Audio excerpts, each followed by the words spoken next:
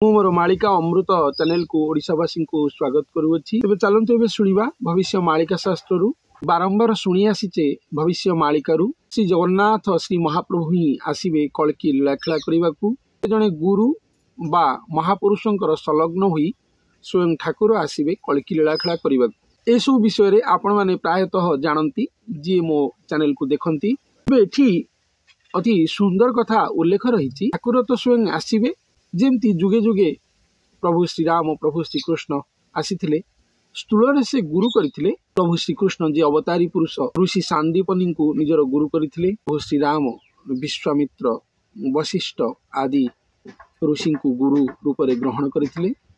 तेबे कल्की अवतार तो आसीबे स्वयं ठाकुर महाप्रभु श्री जगन्नाथ जे जगतर नाथ जे हर्ताकर्ता दैव विधाता जे स्रष्टा जे स्वयं सृष्टिकर्ता जे कोटि ब्रह्मांडर स्वयं मालिक निजे से आसीबे जहाँकर जोनि संभूत नाही जे शिशु रूप में जन्म नहीं पारे नहीं जे अजन्मा जे अणाकार जहाँकर अजनी जात बोली भविष्य मालिकार पंचका माने उल्लेख करिसंती। से महाप्रभु जेतेबेले स्वयं आसीबे से मध्य गुरु करिवे। गुरु परंपरा को उपस्थापन करिवे केवल नुह संस्थापना करिवे बोली भविष्य मालिकार उल्लेख रही। तेबे से गुरुंक विषय रे एठी ठाकुर कौन उपस्थापना करिसंती आमे एबे सुनिबा। ठाकुर धरा को अपना कल्की लीला बा मानवीय लीला करिया को आसिले, किंतु से महापुरुष बा से भक्तों को ही निजर गुरु कले और गुरुंक पाखरे शिष्य भाव में रही निजर खेला लीला कले। यह अति चमत्कृत कथा अटे। आमे आगुरु जानिछे भक्त अंगरे भगवान आसिबे, भक्त अंगरे ही भगवान आसी निजर लीला खेला करिवे। तेबे एठी किंतु कहा जायछि जे से भक्त स्वयं निजे ही भगवान कर गुरु अटंती। तेणु गुरु परंपरा संलग्न होई स्वयं भगवान आसिबे भक्त को ही निजर गुरु करिवे। तो गुरु हिथिबे तेणु से ठाकुरंकर गुरु हे बोली एठी वर्णना करा जायछि।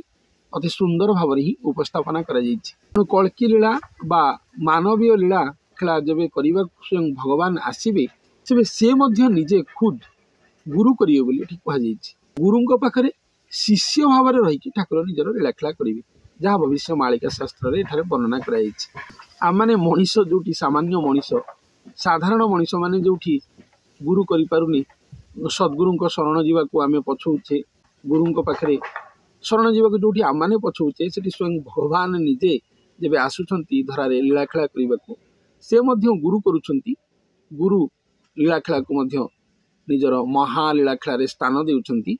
यही कथा ये वर्णना कराई जेहेतु से जड़े भक्त अंगरे आसवे भक्त संलग्न हो भगवान आसवे तेणु भक्त को ही निजर गुरु करिसेंती। कुलइष्ट गुरु करिए एक कथा वर्णना रही। ए संसार रे भक्त ही सत्य बा से गुरु ही सत्य आउ जेते मिथ्या समस्त। तेणु आउ जेते कथा सब मिथ्या बोली स्वयं भगवान ये कहते। तेणु से भक्त ही एकमात्र सत्य महापुरुष बा से गुरु ही एकमात्र सत्य कारण तांको अंगरे स्वयं भगवान आसवे स्वयं भगवान तांको निजर गुरु करिवे।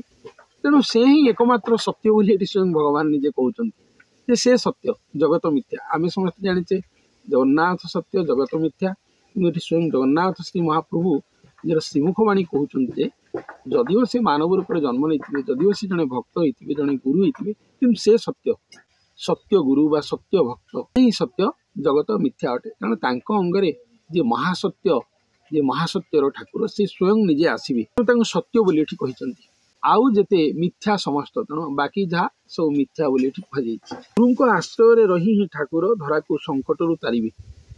तेणु धरा जो संकटमय अवस्था को चली जाइए महापापरे महा अधर्म डूबी जाइए पृथ्वी महापापमय रूपांतरित हो जाइए पृथ्वीवासी महापापमय परिणत होती पृथ्वी एवं महापापमय अवस्था। तेणु आकु उद्धार करने महासंकट उद्धार करने स्वयं ठाकुर ही आवश्यक अटंती। तेणु ठाकुर को निमंत्रण करी प्रेम आवाहन करी भक्त ही आणवे तांको देह पल्लव। तेणु भक्त को निजर कुलइष्ट गुरु करी स्वयं ठाकुर रही वर्णना कर चलती। ठाकुर जो धरा को उद्धार करेंगे से किभली भाव में उद्धार करेंगे ना से रहिबे भक्तर चरणाश्रित हुई भक्तर आश्रय नहीं रहिबे बोली वर्णना करिसंती। और आश्रय नहीं रही बा भक्त आश्रित हुई रही ही भगवान स्वयं निजे धरा को ए महासंकट उद्धार करेंगे। एपर ही लीलाखेला हेब। तेणु आम समस्त को एबेठू निज निज प्रति ही सजग होगा पड़ो सतर्क होगा पड़ो भगवत पथ को अनुसरण करने को पड़ो, एक भक्तिमय जीवन यापन करने को पड़ो, सात्विक धारा को अवलंबन करने को पड़ो। आम मैंने जी जो अच्छे जदि ठीक रे अच्छे आहरी ठीक पथ को धरने को पड़ो, जदि भूल रे अच्छे तेज ठीक को आसवा पड़ो। ताहले भगवान आगामी जो महा अलौकिक लीलाखेला घटो से आम मैंने सामिल हो पार।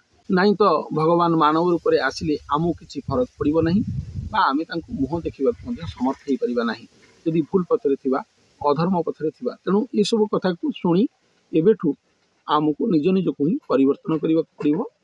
सत् पथ सत् भावनापूर्ण हो भगवान को स्मरण करी भगवान को नाम को स्मरण करी ही आमको गतिशील होगा पड़ो आम जीवन पथरे। यह ही भविष्य मालिका शास्त्र रे उल्लेख रही। तेबे आज आम शुणिले भविष्य मालिका शास्त्र से महापुरुष को स्वयं भगवान गुरु करेंगे। गुरुंकर आश्रय नहीं गुरु अंगरे रही जगत को महासंकट उद्धार करेंगे, यह ही उल्लेख रही।